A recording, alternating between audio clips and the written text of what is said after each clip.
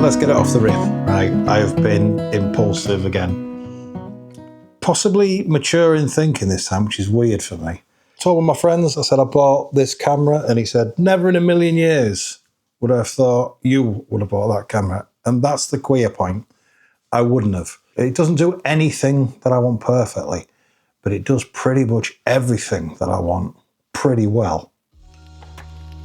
Enough waffle. Let's get it open, you'll see what I'm talking about.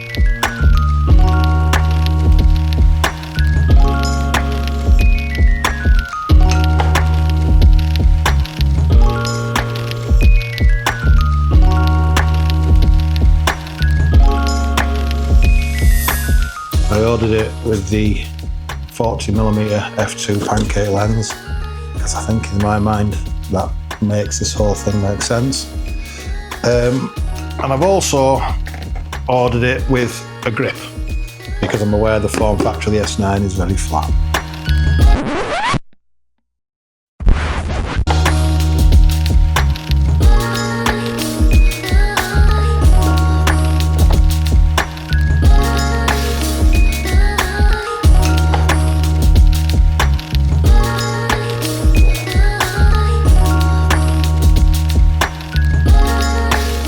Not sponsored, not endorsed, didn't get any money off. This is my money that's gone on this.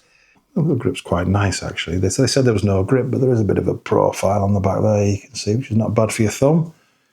It's quite tidy. The only thing I don't like is there's no twin dials on it. That sucks. I've got one command dial on the front. That's going to be my shutter speed. But I think that's a lovely looking camera. That's all done. What's this? Oh, that's nice. Look at this. This is the kit lens. This is the new, well, I say new, 18-40 they released. And I knew it came with the kit lens, but look at that. That's in black titanium as well. How sexy is that? I completely forgot what I was going to say now.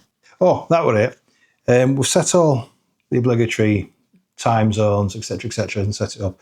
But the battery's only got about half a bar left in it, which is a bit crap, really. So I'm going to charge that battery first, strap that work of art on it, and go and have a play. Hey. Oh, I've just unpacked the 40mm f2 lens. This thing, this is a full frame f2, and it's got a customizational function button on it, and it's got an AFMF switch on it, and it weighs less and is smaller than a lot of Micro Four Thirds lenses. Very, very happy so far. I mean, this is probably, that's the same size as that zoom lens collapsed.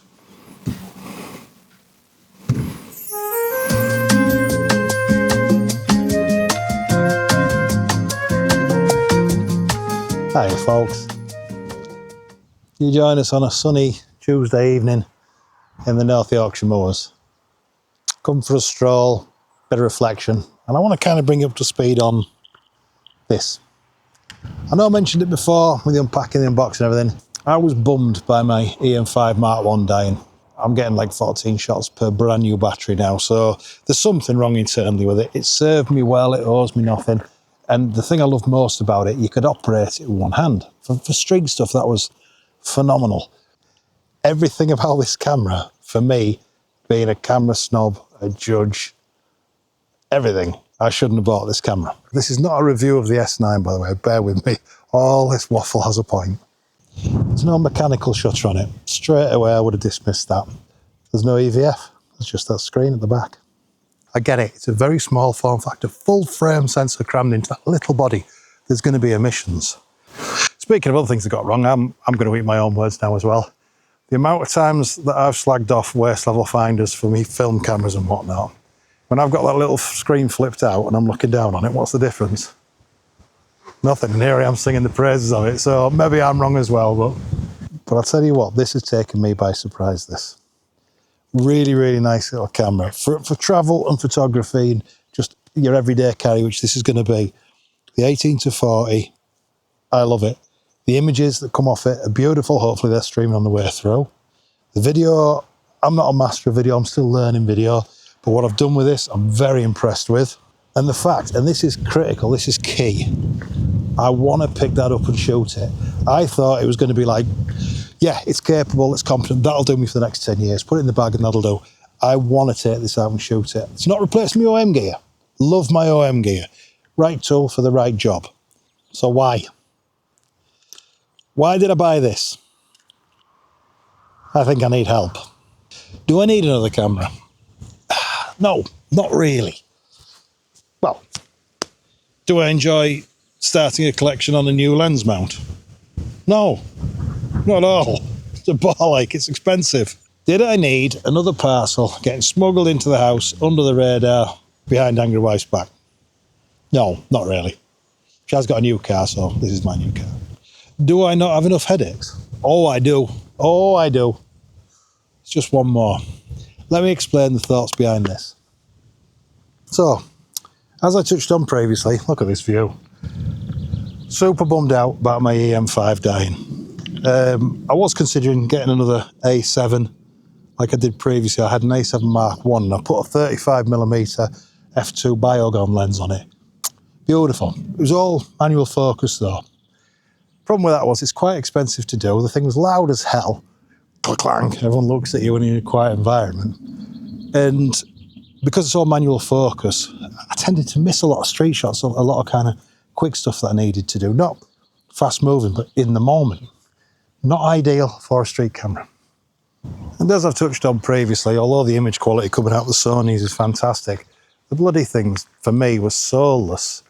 I'm as guilty as anybody of it. You've got to get over your preconceived ideas with cameras. Nothing over the years has annoyed me more than people being, it's full frame or nothing, or it isn't professional. At least 20 frames per second. I've got to have 15 stops of dynamic range or bust, and then they just put the pictures on Facebook and don't do anything with them. It's the right tool for the right job, isn't it? And the fuss people have made over things like this in the past. The rolling shutter, for example, on the electronic only shutters, no mechanical shutter, as we've touched on, that's been completely overblown in the media. It's ridiculous. I mean, would I take it to shoot world superbikes with again? No. I'd take my OM gear for that. It's fast, that's what it's for. But conversely, let's look at that statement. Otherwise, that's not saying this is bad. That's saying using the right tool for the right job. Would I have taken my A7R4 with my 24-70 GM, my 70-200 GM2, and my 600mm on holiday with me to Edinburgh? No. Completely too heavy, wrong tool for the job, where that's where this would shine. So it's right tool for the right job, and kind of ignoring the media hype. Like I say, I'm not knocking anybody or pointing any fingers. I'm as bad for this as everybody else. When I read the specs on this, I was like, I don't know, I don't think so. But then I picked it up and had a go. That was a pivotal moment. The shooting in Leeds, the Leeds adapted video, which was the last one I did, that kind of opened my eyes to something. I'd left my Osmo video camera at home, which is my main video camera. And if it wasn't for the little Osmo Nano, I'd have been knackered, there'd have been no video, and there's a lot of prep that went into that one. So I kind of need something that's really, really versatile. You know, kind of, I'm out traveling for work, for example, like I am this week, and something cool happens, or I want to make a video, but I haven't got the Nano with me. I could still make a video. And the specs for this on the video, phenomenal, especially now there's no limits. And as we touched on down there, it's the right tool for the right job. I'm more stunned than anybody I bought this. I can't stress that fact enough. I keep saying it, but it's true. This little thing managed to achieve the impossible. It took a picture of my father with both his eyes on the same level, actually smiling, but looking like him. I'll put the picture up here. This is a picture we took him. I went up there for his birthday. Got a long history with my dad. I've never been able to get pictures of him that look like him. And every picture I've ever took of my dad, he's got this gift. He looks awful. Same as angry wife who shuts her eyes. At any given moment the shutter goes. My dad's the same, but he always takes a terrible picture. Fast forward to last weekend. Dad's 82. We travels up here and I said, what do you want to do for your birthday? Now, to say that my old man, when it comes to fuss, he's a minimalist, that's probably an overstatement. And he said, we'll get together, go for a walk, probably have a pint. Sound, I'm up for that. We're in the pub with Dad, having a pint. And I just lean over and click real quick. He didn't see it coming. I got a picture of him that captures his personality, his wit, and what he actually looks like. And I don't mean to be morose, but I think in 20 or 30 years when my grandkids are saying to me, you know, what did your dad look like? That will be the picture I show them. That's how happy I am with that picture. And that touches on the right tool for the right job thing. I think the reason being for that, without the viewfinder, I wasn't composing the shot, looking down and making him feel uneasy. it was kind of a very casual, you know, grab and pop shot. That's going to be very, very useful in travel and street photography in the future. Oh, Christ. And now on to one of the other things that got a lot of hype upon release, which is the real-time LUTs. If you don't know what they are, there's a button dedicated to them there. It just says LUT. You press that and it drops the video LUT. LUT stands for lookup table, and it's kind of, it controls colours and saturations. Now, the amount of time I spend on these videos colour grading in DaVinci afterwards, it takes an awful lot of time and effort. I shoot RAW predominantly. I always have, always will. And I'm even shooting RAW and JPEG on this still. However, for street stuff, when you're after that kind of the feeling of the moment, that image you're after, it's not so much about the technical excellence of it, it's about the content of the image.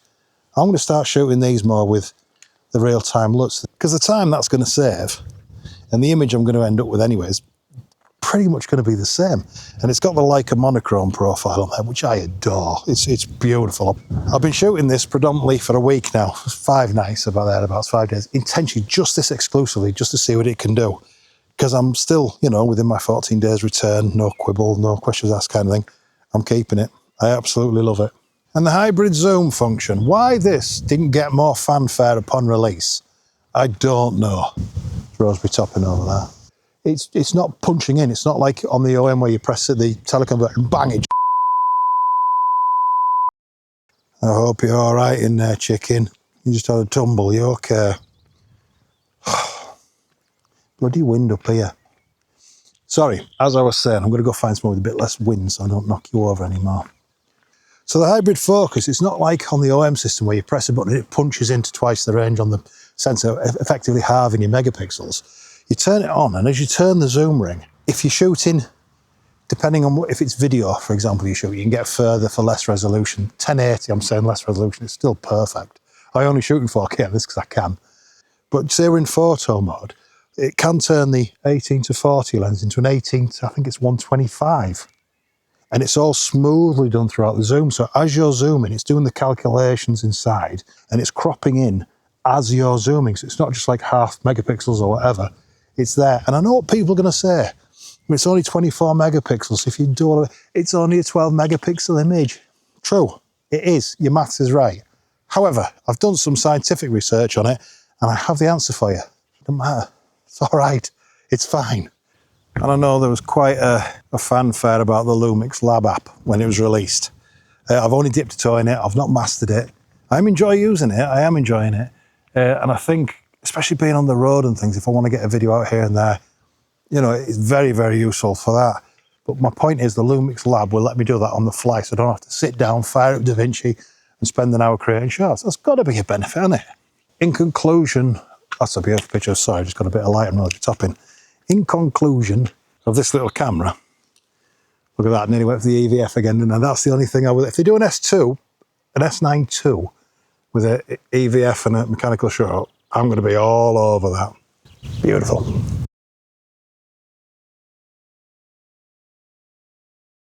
If that came out today with that 18 to 40 instead of that 26 f8 bin lid with a piece of sellotape over for a lens, that would get a much, much warmer reception, a much better review than it did. So when this camera came out, when it was reviewed, initially, a lot of kind of reviewers said, oh, it's for social media and content creators.